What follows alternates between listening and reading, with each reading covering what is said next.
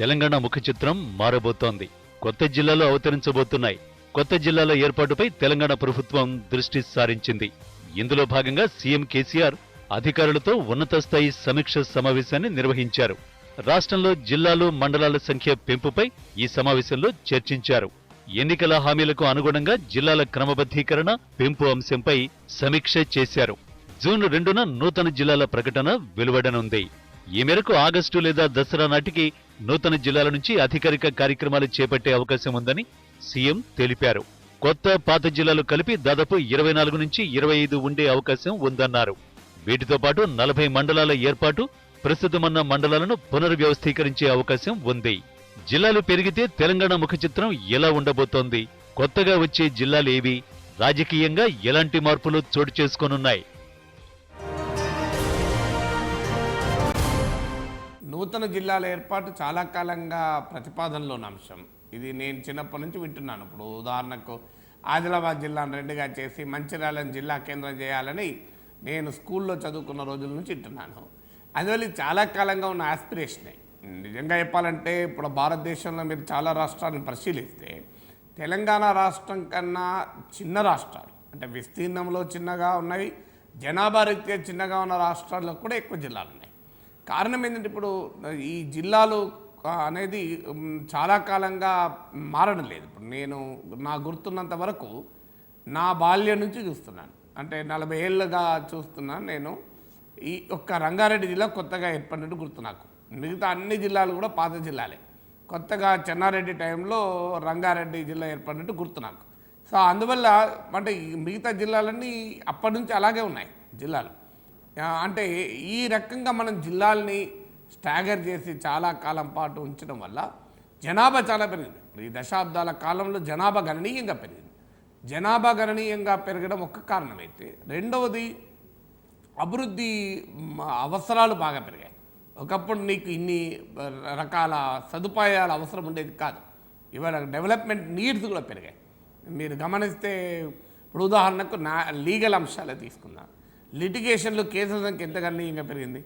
అలాగే మీకు స్కూళ్ళు విపరీతంగా పెరిగాయి. ఒకప్పుడు ఒక ఊర్లో ఒక చిన్న స్కూల్ ఉంటే ఎక్కువ ఉండేది. ఆసుపత్రులు పెరిగాయి, రెవెన్యూ వ్యవస్థ పెరిగింది, భూముల క్రయ విక్రయాలు పెరిగాయి, భూముల వివాదాలు పెరిగాయి. ఏ యాంగిల్లో చూసుకున్నా మీరు రోడ్స్ అండ్ బిల్డింగ్స్ పెరిగాయి. అంటే గవర్నమెంట్ రోల్ అనేది చాలా ఎక్స్పాండ్ అయ్యింది. మీరు ఈరోజు 1,00,000 కోట్లకు పైగా తెలంగాణ రాష్ట్ర బడ్జెట్ ఉంది. ఉమ్మడి ఆంధ్రప్రదేశ్ రాష్ట్రంలోనే రాజశేఖర రెడ్డి టైంలో బడ్జెట్ 1,00,000 కోట్లు అయితే 1,00,000 కోట్ల బడ్జెట్ అయింది మొదటిసారిగా. ఉత్తరప్రదేశ్ కన్నా మాదే ఎక్కువ అని ఆ రోజుల్లో చెప్పుకున్నారు. ఇప్పుడు విడిపోయిన తర్వాత కూడా ఒక్కొక్క రాష్ట్రానికి 1,00,000 కోట్ల బడ్జెట్ అయింది. అంటే ప్రభుత్వము పెడుతున్నటువంటి ఖర్చు పెరిగింది, ఆర్థిక అభివృద్ధి పెరిగింది, అభివృద్ధి అవసరాలు పెరిగాయి, అభివృద్ధి సవాళ్లు పెరిగాయి. వీటితో పాటు ప్రజల్లో ఉండేటువంటి రాజకీయ చైతన్యం పెరిగింది, పాలనా చైతన్యం పెరిగింది. ఒకప్పుడు ఒక సర్పంచ్ దగ్గరకు గ్రామస్తులు రావాలంటే భయపడేవాడు. అసలు ఎమ్మెల్యే తర్వాత సర్పంచ్ను దగ్గరికి రావాలంటేనే భయపడేవాళ్ళు. కానీ ఇవాళ అలా కాదు కదా. నీకు కలెక్టర్ వస్తే కూడా నిలదీస్తున్నారు. నాకు ఇప్పటికి గుర్తు, మా చిన్నప్పుడు మా ఊర్లో సర్పంచ్, పోలీస్ పటేలు, పట్వారి, చౌకీదారు కూడా గజగజ వణకేవాళ్ళం మేము. చౌకీదారు ఇంటి ముందరికి వెళ్ళి పోకరా అని చెప్పేవాళ్ళు మా ఇంట్లో మా నాయనమ్మ. అరే ఆ చౌకీదారు ఇంటి ముందరికి వెళ్ళి పోకరా, ఆ చౌకీదారు ఉంటే కోపానికి వెళ్తారు. చౌకీదారు అంటే ఎవరో ఒక వాచ్మెన్, ఫారెస్ట్ ఆఫీస్లో వాచ్మెన్.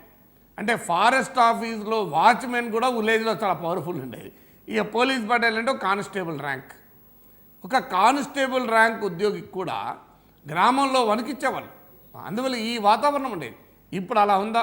ఇప్పుడు ఒక విలేజ్ సెక్రటరీ అంటే పటవారి, ఇవాళ విలేజ్ సెక్రటరీకి భయపడుతున్నారా? కలెక్టర్ కాదు, మంత్రులు కాదు, ముఖ్యమంత్రి వచ్చినా కూడా ప్రశ్నించేటువంటి ప్రజల చైతన్యం పెరిగింది. వీటన్నిటి వల్ల జిల్లాల పెరుగుదల అనేది అనివార్యమైంది. ఇది చాలా మంచి నిర్ణయం. ఎందుకంటే దశాబ్దాల పాటు పెండింగ్లో ఉన్న నిర్ణయం. ఏ రకంగా చూసినా కూడా ఇది జస్టిఫైడ్ నిర్ణయం రాష్ట్ర ప్రభుత్వాన్ని. మోర్ డిస్ట్రిక్ట్స్ అనేది మోర్ డీసెంట్రలైజేషన్కు, పాలనా యంత్రాంగం ప్రజలకు దగ్గరగా రావడానికి ఉపయోగపడుతుంది. మీరు గమనిస్తే ఇప్పుడు ఆదిలాబాద్ జిల్లా తీసుకున్నాం. మీరు ఒక చెన్నూరు నుంచి ఆదిలాబాద్ డిస్ట్రిక్ట్ హెడ్ క్వార్టర్స్ పోవాలంటే అది ఇదో మూల ఉంటుంది, అదో మూల ఉంటుంది. ఇక్కడ నుంచి అక్కడికి పోవాలి అంటే తక్కువ దూరమా? నీకు ఇప్పుడు మంచిర్యాల ప్రాంతం నుంచి నీకు కరీంనగర్ రావాలంటే 1 అవర్ 1.5 అవర్లో వస్తాం. అదే ఆదిలాబాద్ పోవాలంటే 3 గంటలు పడుతుంది. మరి ఎక్కడ ఇంత డిస్టెన్స్ మీకు ఉంటే ఏ రకంగా సాధ్యమవుతుంది? ఇప్పుడు మీరు వరంగల్ తీసుకుంటే ఇటువైపు జనగామ వైపు ఉన్నది, అటువైపు ఏటూరు నాగరం దాకా విస్తరించింది. ఇలా మీరు ఏ జిల్లా తీసుకున్నా కూడా గణనీయంగా విస్తరించింది. సో అందువల్ల ఈ జిల్లాలో ఉన్న జనాభా పెరిగింది, ఒక మారుమూల ప్రాంతం నుంచి జిల్లా హెడ్ క్వార్టర్స్కు రాకపోకలు పెరిగాయి. అందువల్ల అడ్మినిస్ట్రేటివ్ డీసెంట్రలైజేషన్కు పాలనా యంత్రాంగం ప్రజలకు సన్నిహితంగా ఉండటానికి, ప్రజల అవసరాల్ని మెరుగ్గా అర్థం చేసుకోవటానికి, ప్రజల ప్రయోజనాన్ని తీర్చడానికి కూడా ఎక్కువ జిల్లాలు ఉండడం, ఎక్కువ మండలాలు ఉండడం అవసరం. ఇప్పుడు చారిత్రాత్మక నిర్ణయం ఎన్టీ రామారావు కాలంలో మండలాల ఏర్పాటు. అంతకుముందు మీకు తాలూకాలు ఉండేది, కానీ మండలాల ఏర్పాటు రోజు కూడా ఇలాంటి ధర్మమీమాంస చర్చలు జరిగాయి. అసలు మండలాలు అవసరమా, తాలూకాకు ఒక బీడీఓ ఉంటే సరిపోయింది, ఇప్పుడు మండలానికి ఒక ఎంపీడీఓ కావాలి, తాలూకాకు ఒక తహసీల్దార్ ఉంటే సరిపోయింది, ఇప్పుడు ప్రతి మండలానికి ఒక ఎంఆర్ఓ కావాలి. ఈ చర్చ అప్పుడు కూడా జరిగింది. కానీ ఇవాళ మన అనుభవం ఏం చెప్తోంది, మండలాలు ఏర్పడడం వల్ల పాలనా వ్యవస్థ ప్రజలకు సన్నిహితమైంది, ప్రజలు చాలా ఉపయోగం అయింది అనేది మన కళ్ళ ముందున్న వాస్తవం. అందువల్ల ఇవాళ జిల్లాలు ఏర్పడినప్పుడు ఇదే చర్చ జరుగుతుంది. జిల్లా కలెక్టర్లు ఎక్కువ మంది ఉండాలి, ఐఏఎస్ అధికారులు ఎక్కువ ఉండాలి, ఐపీఎస్ అధికారులు ఎక్కువ ఉండాలి, కలెక్టర్ రేట్ల బిల్డింగ్లు కావాలి, ఎస్పీ బిల్డింగ్లు కావాలి, ఇవన్నీ నడుస్తాయి చర్చ. కానీ ప్రజల అవసరాలను తీర్చడం కొరకు పాలనా యంత్రాంగం ఉంది, కానీ పాలనా యంత్రాంగం కొరకు ప్రజలు ఉండరు ఎప్పుడు కూడా. ఇలా పెరిగిన ప్రజల అవసరాలు, పెరిగిన ప్రభుత్వ పాత్ర, పెరిగిన ఆర్థిక శక్తి, వీటన్నిటిని దృష్టిలో పెట్టుకుంటే ఖచ్చితంగా తెలంగాణలో 24-25 జిల్లాలు ఉంటాయని అంటున్నారు. ఇది డెఫినెట్గా మనం ఆహ్వానించాలి. అయితే సవాల్ ఎక్కడ ఉంటుంది, ఇప్పుడు జిల్లాలే కాదు నియోజకవర్గాలు కూడా పెరుగుతున్నాయి. రాష్ట్ర పునర్వ్యవస్థీకరణ చట్టం ప్రకారం మీకు కాన్స్టిట్యున్సీస్ కూడా పెరుగుతాయి. ఈ కాన్స్టిట్యున్సీస్ కూడా పెరిగినప్పుడు మళ్ళీ డీలిమిటేషన్ కావాలి. ఈ డీలిమిటేషన్ కన్నా ముందు జిల్లాలు కావాలి. ఎందుకంటే డీలిమిటేషన్ కన్నా ముందు జిల్లాలు పూర్తయితేనే డీలిమిటేషన్ సులభం అవుతుంది.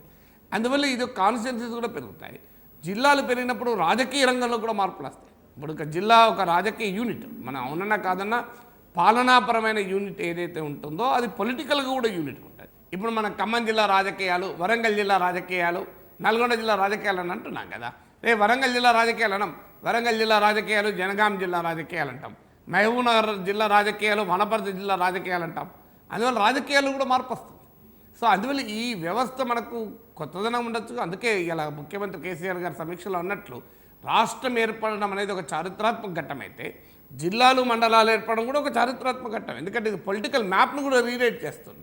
అందువల్ల ఇలా వేరే పార్టీ నుంచి వచ్చి చేరుతున్నా కూడా టీఆర్ఎస్లో గందరగోళం రాకపోవడానికి కూడా కారణం ఇదే.